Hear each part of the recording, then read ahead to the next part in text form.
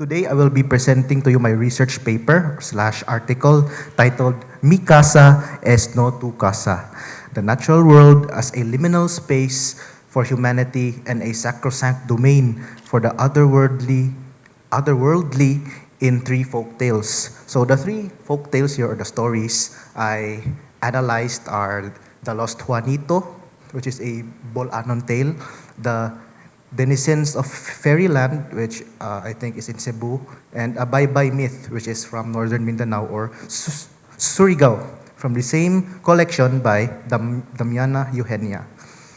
So I approach this research through an ecocentric lens.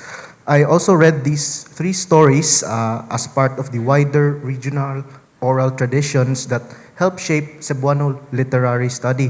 So in that, uh, in that light, I employed history and knowledge of folklore as Cebuano Lit, especially the compilation of accounts of the supernatural, such as the stories that I analyzed here, is connected to beliefs, migrations, and shared supernatural figures that circulate across the Cebuano phone world. So, next slide, please. So, in many cultures around the world, including our own Visayan culture, nature is not just land or trees. It is a sacred space filled with supernatural presence. People, since back then, believe that spirits live in forests, mountains, and special trees, and they deserve respect. And to violate this, respect can bring consequences. So, in my research, I actually put an epigraph before the entire analysis. And it's a quote from Treebeard from the Lord of the Rings. And I think the point that I'll be making here is perfectly captured in this quote. So, that quote is when Merry and Pippin entered the forest of Fangorn, and he says to them, "The forest is ancient, full of memory, and can become angry when disrespected." So this sets the tone for our discussion of three Cebuano and Visayan folktales. So next slide, please. So for the cultural and historical context, we, the Visayan people, have long regarded nature as a spiritual place. And according to Spanish records like those of Father Alcina, hunters offered the first catch to the Panuanon, or the forest guardians. They also respected balete trees, or as we call them here in Cebu, dalakit, which were believed to be homes of encantos or nature spirits. So I think we already know this. I think we can just skip it na lang. So this is actually my thesis. So in Visayan culture, nature is seen as a spiritually charged liminal space. It's a boundary area between the human and the supernatural worlds. And in fact, people must approach it with caution, reciprocity, and reverential fear.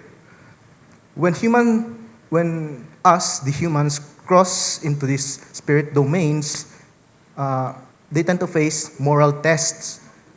Success would bring blessing, and failure would bring punishment. So this idea appears clearly in these three folk tales that we will examine. So for the next slide, please. So the first set of these stories comes from the Denizens of Fairyland. So this story is actually a compilation of three stories. So the first of this story would be Juana and the Cave Diwata. So in this story, next slide please, a humble and unattractive helper named Juana gets lost and reaches a cave. And a beautiful lady, an encanto, gives her dirty plates to destroy in the river. But instead of breaking them, Juana carefully washes them. So because of this, the encanto rewards her with great beauty.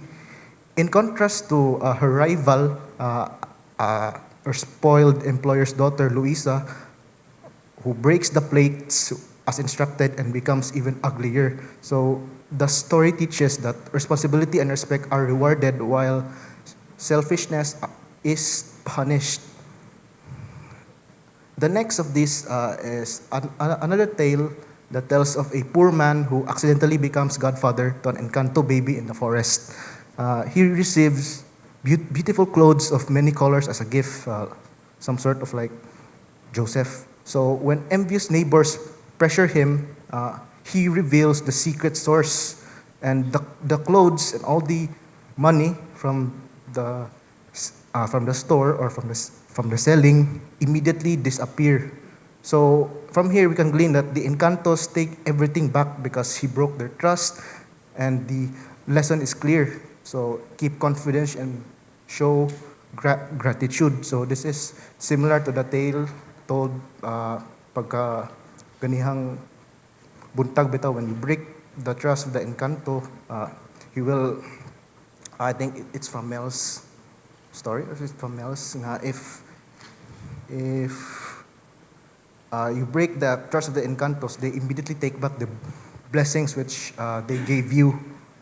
And the third story and the last of this tale is actually from the narrator's skeptical father. So while walking to the mountains, he sees a beautiful encanto lady on a white cliff at sunset. So as encantos, who are known to play tricks on disbelievers, he led this cynic astray. And at some point, he showed his presence to him. So this encounter reminds humans that the natural world belongs to these beings and must be treated with respect. So these tales show how caves, forests, cliffs serve as testing grounds where encantos examine human character, especially values like responsibility and gratitude. So for the next slide, this is the second story. It's called a Baybay Myth. This presents Baybay, an actual town in Surigao, as an enchanted invisible city, similar to the legendary Biringan of Leyte. Its inhabitants are also encantos who control access to their domain and expect proper behavior from humans who enter it. So the first of these tales is, next slide please, the merchant and his wife. So in this story, a man regularly trades kamote and other goods with the Baybay encantos and becomes rich. So he brings these strange and beautiful items back home. And when he takes his wife to see the city, they only find giant black rocks. And immediately the city vanishes. The encantos choose whom they allow to enter into their space, since it was only the husband was invited there. When he tried to also invite his wife, nawa po ang entire place. And they expect humans to respect boundaries and keep their confidence. And the next set of these stories is the doubting mailman. In this story, a certain mailman doubts the existence of the encantos, like the cynic father in the previous story. He jokingly calls out the people of the rock to collect their own letters. He's basically trying to taunt them to come here. If you are real people, show yourself. So in the next day, when he tries to visit that same place, the letters are actually gone. So the encantos made their presence known through mysterious noises, gunshots, and strange foreign objects left behind, as what the mailman recounted in this tale. So these events humble doubters and strengthen local belief. For the next story, it's called the Lost Juanito. So in this Lost Juanito, this actually occurred in Bohol. I think it was in, I think it was in Ubay, Bohol, or somewhere in the north of Bohol.